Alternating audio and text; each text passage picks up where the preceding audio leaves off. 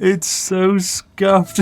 It's so beansed. Oh, we're just gonna purge sins everywhere. There we go. Just purge these sins. It's still turn 38, ladies and gentlemen. Nothing's changed. No one's died. Nothing's happening. We're just making stuff out of thin bloody air. Hello there, ladies and gentlemen. I'm the Spiffing Brit, and today we're playing Sid Meier's Civilization 6. That's right. Now, we're not actually exploiting any of the new content of the game, and instead we're going to be messing about with one of the lovely scenarios of the game. That's right. We're going to be playing the Black Death scenario. I mean, when there's a giant plague going around the world at the moment, you might as well go back to the medieval time and watch as the Black Death destroys and ravages your entire civilization. However, we're going to be using the glorious power of exploits and flagellation to guarantee total victory no matter what. You see, dealing with a plague is meant to be difficult, it's meant to be costly, and it's meant to potentially destroy your entire civilization. However, today I'll be showing you the speedrunner's guide on how to defeat any plague by literally whipping your peasant population to death, and in just 10 easy steps you can speedrun any world-ending disease. It really is that easy, ladies and gentlemen. So ladies and gentlemen, make sure you're sat back, relaxed, and you're ready, because we're about to take the core principles of this game and smash them into millions of tiny pieces. Oh yes, it's going to be glorious. So make sure you're relaxed, you're ready, and heck, you can even like this video. Now let's jump into the game. So in the Black Death scenario, there are basically 4 countries you can play. You can play as Castile, also known as Spain, the Holy Roman Empire, England, and of course France. Now, these 3 nations here are terrible. I know, I never thought I'd have to say it, but the English special ability of coercing your own peasant population to work, despite the fact that they're dying of the plague, is surprisingly not very useful. Instead, the power of Castile is absolutely game-breaking, and it's what we're going to use in order to perfectly balance our way to success. Now, we're going to be playing on the deity difficulty. This is the maximum difficulty you can play the scenario on. This difficulty is meant to be really difficult and really challenging, and you might not even survive or win the scenario, but little do the developers know, we're going to do it, and we're going to do it with ease. So let's throw ourselves into a brand new game. Here's the scene, ladies and gentlemen. The Black Death has basically killed millions of people, ruined economies, and upended political dynasties and transformed the face of the Western world. Our task is to lead the lovely nation of Spain through the calamity and keep our population alive and your economy strong.